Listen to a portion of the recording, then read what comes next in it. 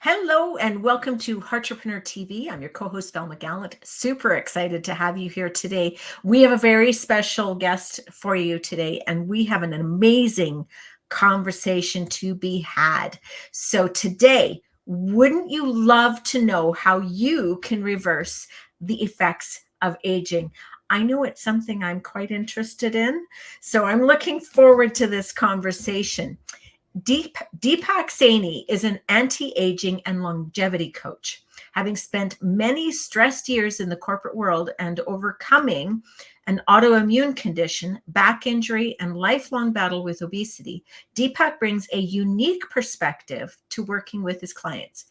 When not spending time with his family, Deepak is researching and staying at the forefront of emerging and cutting-edge health research. Deepak is a speaker, course instructor, writer, and actively working on becoming a centenarian. Oh, I like that. I've been saying since I was a teenager that I'm going to live to be 102. Why limit yourself? Well, it was based on the 80s thinking. Okay, fair enough. Yeah. We'll go with that one. Well, that's good. I want to hang out with people like myself in their hundreds, so we'll hang out together. There we go. Yes. So I'm totally ready for this information. So you talked in your bio, we talked about how you spent many stressful years in the corporate world so having been in the corporate world, I know how that stress can impact us, because you also talked about having an autoimmune condition and so much more. What were you doing in the corporate world, and how did that lead you to be an anti-aging or a joyful aging coach? Absolutely, yeah. So my first profession is a CPA, so professional accountant. That's what I went for university for.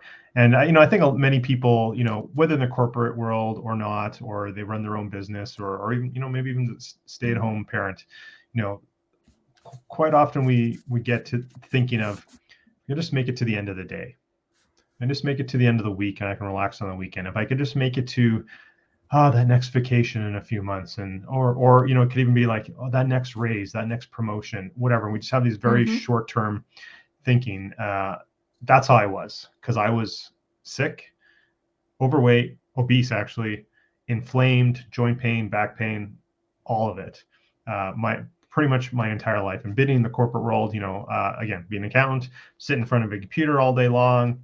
There's no shortage of somebody in the office has sweets or donuts, free, pop in juice, and the whole deal. And and I got a little bit more advanced in my career. When I was in management, there's lunches and this and corporate presentations, and they bring in snacks. Like, it's never ending. But what really was the turning point for me was, so I suffered all these things, my entire life. I was always the chubby kid.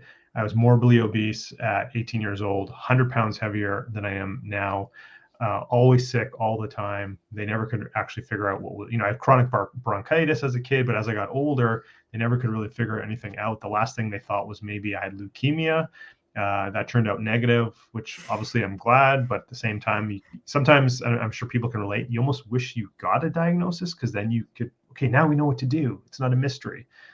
But what really was a trigger point for me was 9 years ago. Our youngest daughter was just a baby, and I really hurt my back really bad. I had no flexion, couldn't bend over at the waist, couldn't put on shoes, couldn't put on socks, very difficult getting in and out of a chair, which includes the toilet. But the low point was I couldn't bend over and pick up a 10-pound baby out of her crib. So I didn't recognize myself at the time, but in hindsight, I probably was in depression. I wasn't running, I wasn't golfing, couldn't pick up my daughter. I like to say, everyone has a little bit of a different system, but let's just call it the Western medical system. I like to say wasted 18 months of my health, ineffective treatments, run around through the system, misdiagnoses, etc. I took matters into my own hands and found a modality to heal my back. Part of that, in conjunction with that modality, was making lifestyle changes, was bringing systemic inflammation down in my body, primarily through nutrition, but there's many different ways that our body gets inflamed and gets stressed, but primarily through nutrition. And long and short of it is healed my back. It's never going to be. So I found out I had degenerative disc disease, my L4, L5, L5S1, so low back for those who don't know. So I'm never going to reverse that, but I've, holding it at bay and strengthening the surrounding muscles to keep my back in check so I can do the activities that I choose to do. But not only did I lose 60 of that the last 60 of that 100 pounds in like a matter of months, but my autoimmune condition like completely cleared up. I haven't been sick, with the exception of, I think I might have had COVID last summer for like 2 days, maybe, I don't know. But with the exception of those 2 days, I haven't been sick in 8 years. So I think I'm doing something right. But so when I did the weight loss, colleagues, coworkers, friends, etc., people only see the outside. They don't see our internal struggles, struggling with weight, self-esteem, all those type of things throughout childhood into my young adulthood. They just see the outside. So they're like, hey, can I buy you lunch? Can I take you for coffee? What are you doing? So I'm like, oh, read this book. This is what I learned. Oh, here's a blog post, et cetera, until the point I was like, yeah, I'm liking this a lot more than working corporately, at that time. So again, it was 2017. I decided I'm going to do this. What we now call a side hustle, evenings and weekends. And I got some early certifications and started coaching people who were like me, weight loss and back pain. But as I evolved myself and what I want for my own life, again, to be a centenarian, and for some people might have that notion, but some people might have that idea of, oh, this is what my parents went through or my grandparents went through. They were in a home for the last 5 years, or tubes in their noses. That's not what I'm talking about. It's not about lifespan. It's about health span. So I want to, when I say centenarian, that's playing with my great grandkids. That's doing stand-up paddleboarding, every time I choose, snowshoeing in the winter, living in my home, controlling my own destiny. That's what I'm talking about. So as I evolved myself, what I want, I attracted people who also wanted that as well. So I, had, like we all do, we evolve in our professional careers and our entrepreneurial careers. So that's kind of how I've landed and working with people who want to have that vision, that long-term health vision for themselves. And, I like to say sometimes put aging on pause or reverse the effects of aging. So yeah, that's kind of how I fell into what I'm doing now. I love it. Because so what I'm hearing is maximizing life and maximizing the body that you have. Because I heard you say, and the mind, I like that. So M cubed. Because what I heard is this is not like one of those miracles where I'm going to completely put my body back to exactly perfect. But what it's saying is we can absolutely be the best that we can possibly be. And we can reverse the things that are possible to reverse, such as the inflammation and the autoimmune and everything like that. I mean, my saving grace for those donuts at the office was always I'm gluten-free, so I'll come smell them, but that's it. Right. And so that was a blessing that helped me stay reasonably not inflamed. Okay. So I love this because you were talking about inflammation and lifestyle changes, and a lot of them were nutrition. So yeah, Velma, can I just interject one thing that you said there a moment ago? Again, it's not about necessarily going back to how one looked when they were 20 or 30 or whatever that that ideal time of their life. It's about being just the best version of you that you can be. So, I think everyone wants to, I hope I'm saying this right, and people understand what I'm saying, is like, we all want to die quick, right? We don't want to drag on and be sick with something, cancer, what have you, for 5, 10, 20 years, right? We want to live life to the fullest and then just go one day. That's how I envision it. So I'm not saying that necessarily we can stop you from getting anything, but wouldn't it be a lot better to get some disease or some sickness when you're 80 or 90 instead of when you're 50 and 60? So that's kind of what I'm talking about. Like, let's push it back a bit so we can have a longer healthy life, a longer health span, as I like to say. So you might still get something, but get it at 90 or 100 instead of 60, and we all can start making change right away. I love that. And I do love the term health span. I like that a lot because it is about the quality of life that we have And I agree. I want to fall. If I'm going to go, it's going to be in my sleep with a smile on my face. You know what So, I often joke with? So I love stand-up paddleboarding, and every mhm, chance I get, I do it. It's what replaced a lot of the activities that, even though I'm healed now, well, I'm not healed. I'm better. My discs are still damaged, so I choose not to golf anymore. It's just not worth it to me anymore. So stand-up paddleboarding became my passion, became my replacement activity. I always joke that, I'm probably going to go. Is they're going to find me? Something's going to happen, and I'm going to drown because I'm going to like keel over in the water and then they'll find me floating. That's how I'm going out. I'm going out on my paddleboard. okay, I like that. I like that a lot. I like that a lot. Okay, so you were talking about how the lifestyle changes and the nutrition, and you got some certifications. So tell me a little bit about what. So what differentiates you from any other health coach? Sure. So, and not to poo-poo anyone, there's a room for No. all of us, and a lot of people are doing very good work. There's a lot of people doing bad work too. I'll say that as well. I take a very holistic approach, A to Z. Okay. Um, Nutrition is, I like to say there's 7 big buckets that I work on with people, my one-on-one clients. Mm-hmm. And some people are really good at one thing, and they might add, let's use nutrition, right? They're really awesome at that, and maybe they have the movement piece as well. And then some people have nutrition, maybe they're really good at sleep, or they have a bunch of different things. But most people don't do more than 2 or 3 areas that they focus on with clients. I focus on 7, and of course, there's multiple topics in all of those Mm-hmm. 7. It'd be okay if I just quickly went through those. Would that be Yes, helpful? Okay. absolutely. So first thing, mindset and motivation, right? I really like to get to people's why, their purpose, their North Star, their guiding light, whatever it is. So for me, I remember how sucky life was when I couldn't pick up my daughter 9 years ago and how much Mm. pain I was in. I never want to go back there.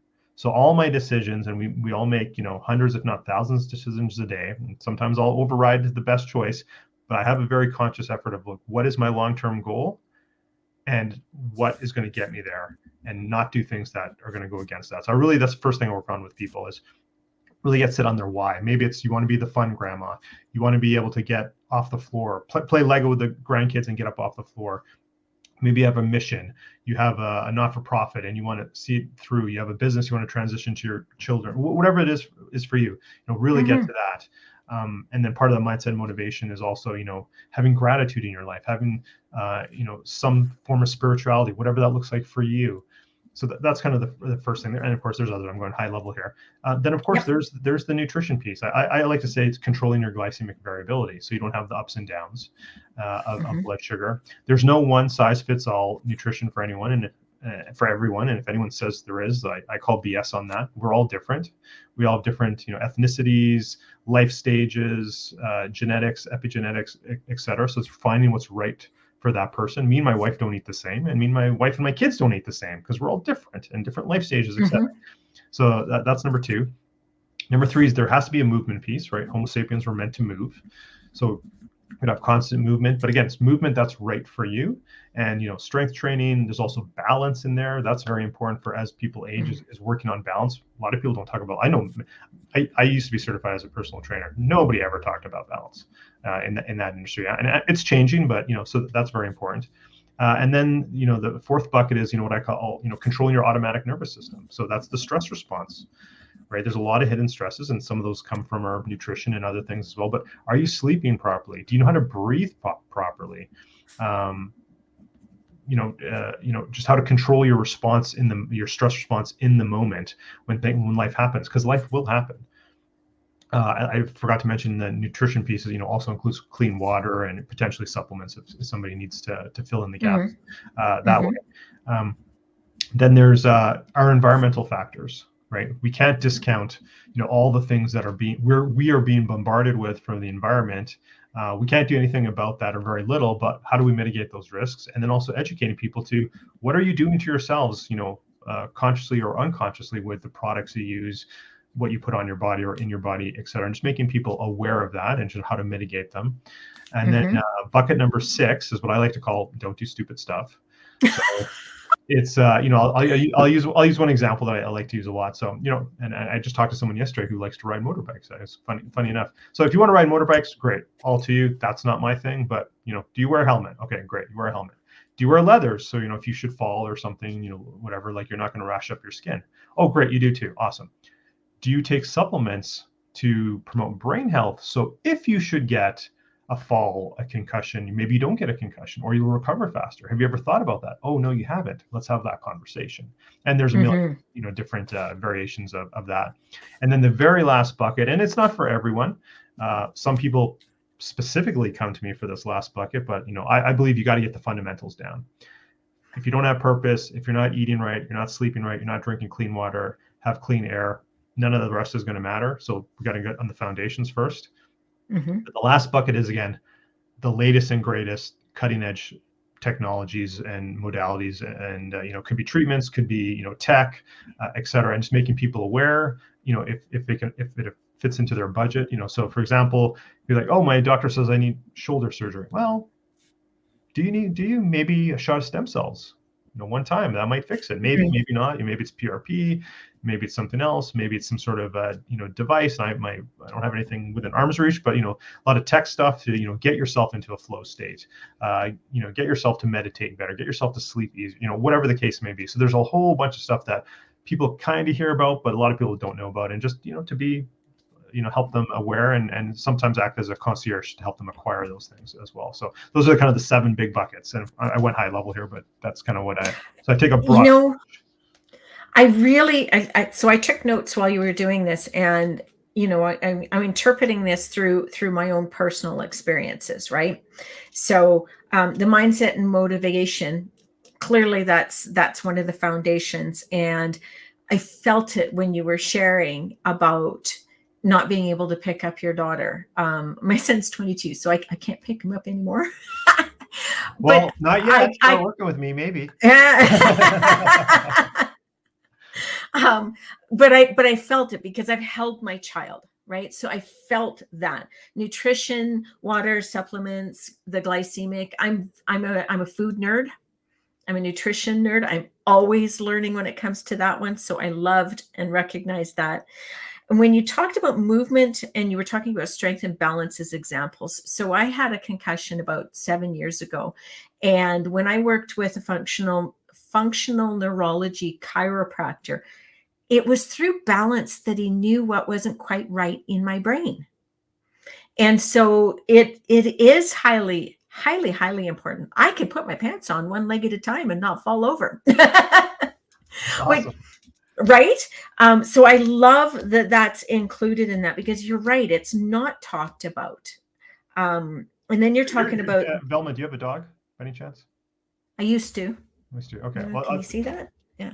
Oh, okay. Awesome. Is there anyone who might have a dog? Here's a great balance. It's a little bit more advanced. Stand on one leg and play tug with your dog on a rope or whatever. Ooh. Try that out. It's hard. It's harder than it sounds. Even with the little ones. Oh, and my dog's little. I have a little dog. And then the did you say autonomic? Your automatic nervous system. Okay. I can't read my writing. Stress, breath, and sleep. Those sleep is critical for me. Absolutely critical for me. If I don't support myself with that, I will feel it almost immediately. So that one is like one of my top ones that I pay attention to. Environment. How often do we not talk about that? Like when they're talking about mold in your home or EMFs coming from your monitor and stuff like that. How do we support ourselves with those kinds of things? Not many people talk about that, and I think that's critical. Right? Don't do stupid stuff. That one was my favorite. Most people like it. It has a catchy title. That one is absolutely my favorite. And again, it's being mindful of the choices that we're making when it comes to our well-being. And you've clearly emphasized that well-being is not just about, not just about nutrition, not just about the exercise, not just about, what am I putting on my skin to mitigate my wrinkles, I feel, It's not to interrupt Velma, but I feel like there's all these pieces that are part of the health puzzle. And maybe there's even ones that I haven't considered. And again, these are just high level topics. There's a lot of things underneath. But I mhm. feel like, and again, it's individualized. How do we put the pieces together that's right for us? And that might be different than our spouse's pieces and our kids' pieces. Now, we don't want to overcomplicate things, but we have to take, we're living in a world with, so my parents are mixed descent, and then my kids are kind of mixed descent. So me and my wife are different, obviously, and mixed descent. So in a world where we're having more and more interracial marriage and mixed genes and everything, that's all great, makes us stronger as a humanity. But we can't just, well, this is what my grandma always did, so our whole family is going to do like this. Well, no, your husband and your kids are different, and you just need minor tweaks. I think that's very important to keep in mind, or at least be mindful of. And I think that's super important. What I also love about this discussion is, so, I've shared that I'm a food nerd. So nutrition has been one of the more important ways that I've tackled my health span, right? And yet doing that on my own has been good, but what if I could amplify that by bringing in some of these other pillars? I can make my, like we're talking about, if we're talking about it from a table perspective, I can tell you my table with 7 legs is a hell of a lot stronger than my table with 2. Absolutely. Right. So, and yeah, the technology and all of that kind of stuff, that leaves me extremely curious. Because yeah, like I've got a couple of legs underneath me, and yet if I'm going to make it to 102 in a joyful and vital way, then I want more of these legs and pillars underneath me. What are some of the ones?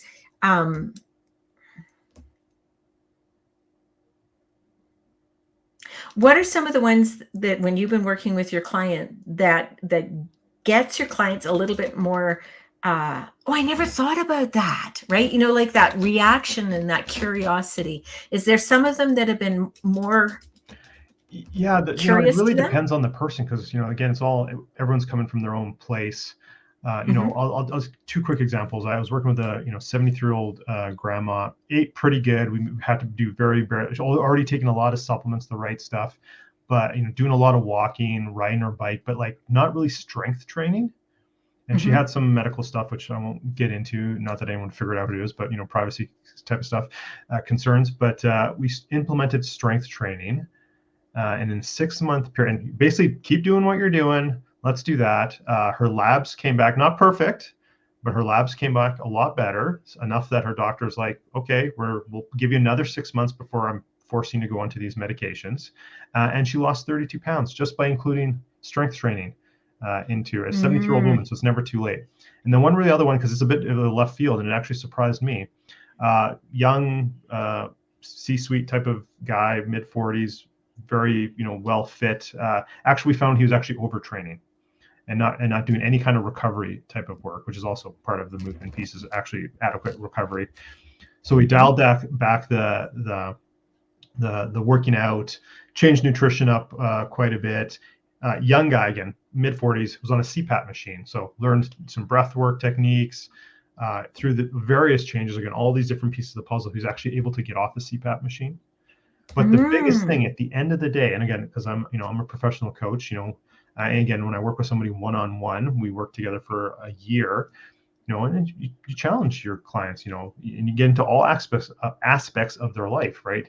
They're not a silo. They have their family, they have their job, they have their community. So asking, posing some big questions. At the end of a year, he said, Deepak, the biggest thing you helped me with is improving my relationships with my wife and repairing my relationship with my parents. That was the biggest takeaway. I got this guy off the CPAP machine, and that's his biggest takeaway, is improved relationships. Now, totally happy for him, but kind of wasn't expecting that. I knew it was happening. I knew there, because we're having conversations, all the time, that he was making strides there, making an effort and getting improvement. But for him to say that was the biggest thing that moved the dial for me, was like, just kind of blew me away. I love that. And it really points to how, like you said, we don't live in a silo. So heal this and the impacts it has on everything else. Because I mean, when you were sharing that, the first thing out of that came in for me was the overtraining to avoid those relationships, right? So I mean, and it's irrelevant, but it was just because they all tie in together. I know in my previous coaching business, somebody would come to me to work on their business and we worked on their life. And then all of a sudden their business would do better. They're not separate. Right? They're the same. They are. They absolutely are. They absolutely and are. a lot of times too, when people come, I mean, you probably know this as well from you said your previous coaching experience, people come with the symptom, right? But it's like, no, we got to get to the root cause, because whatever, maybe, I'll just use weight gain, or, as an example, most people understand this. It's like, your extra weight, that's not your problem. That's a symptom of other problems. Let's handle those other problems, and guess what? The weight will take care of itself. So it's like that for many things. Absolutely. Absolutely. It's following the thread all the way to the actual source of it. I love that. Okay. So we are almost at the end of our time. Do you have one last important thought that you would love to share with our audience?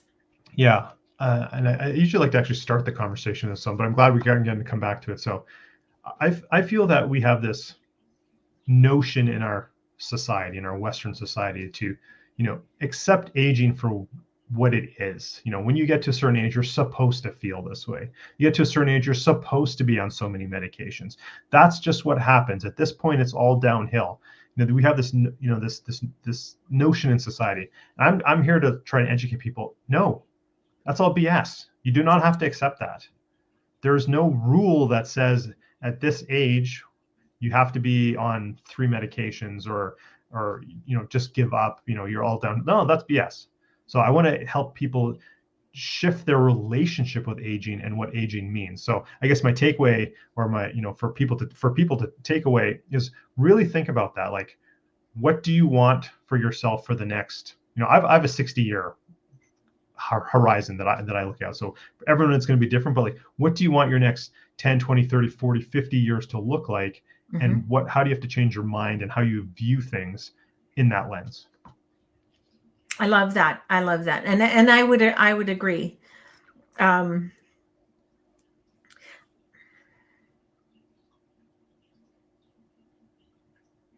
think it's really important that we choose what it is we want life to look like, and that we don't feel that it's being imposed on us by the world, or even our body as it is right now.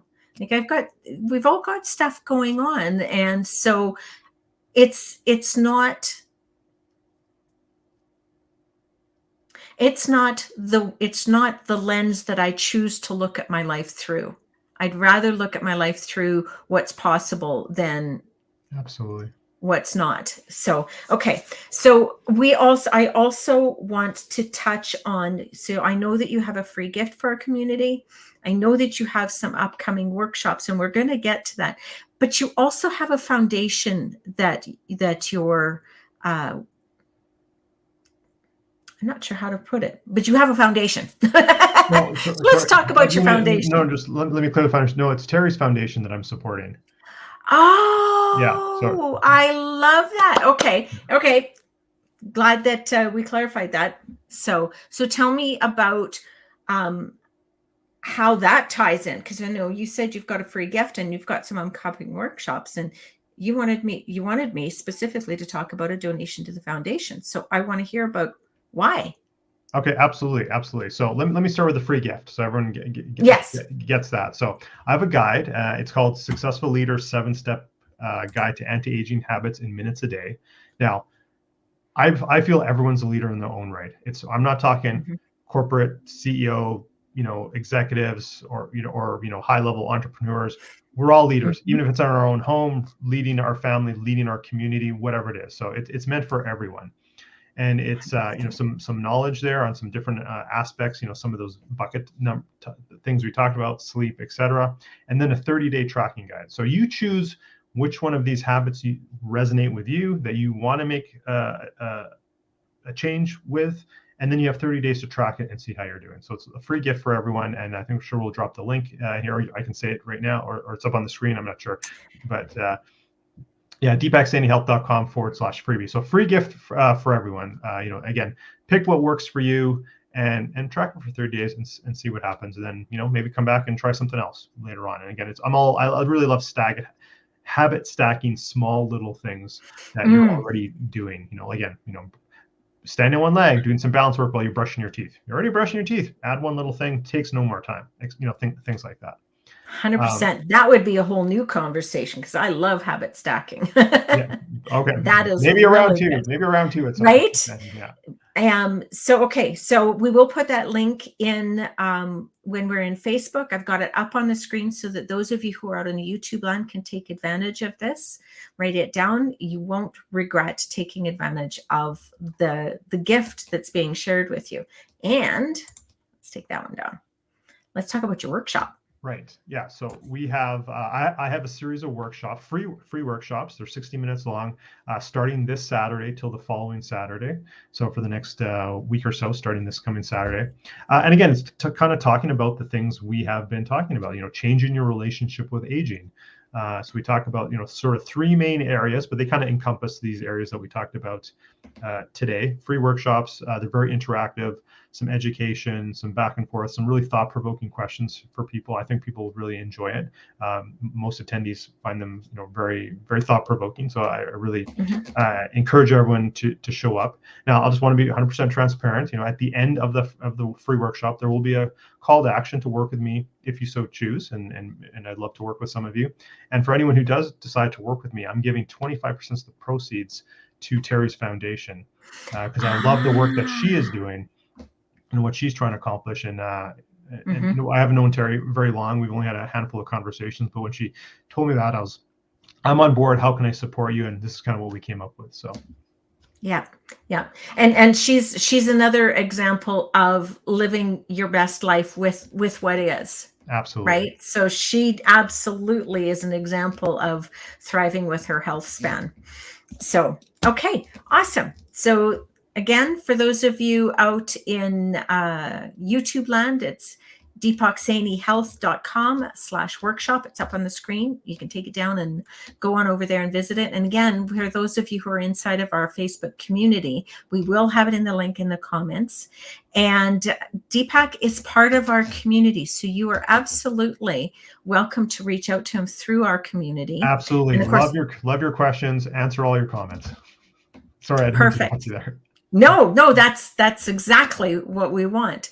And for those of you out in YouTube land, come on over to Facebook. We've got it down at the bottom of the screen there, facebook.com groups, Heartrepreneurs with Terry Levine. We'd love to have you. We are a community full of heart-based entrepreneurs all over the world, including myself, Terry, and Deepak, and so many others. We'd love to have you.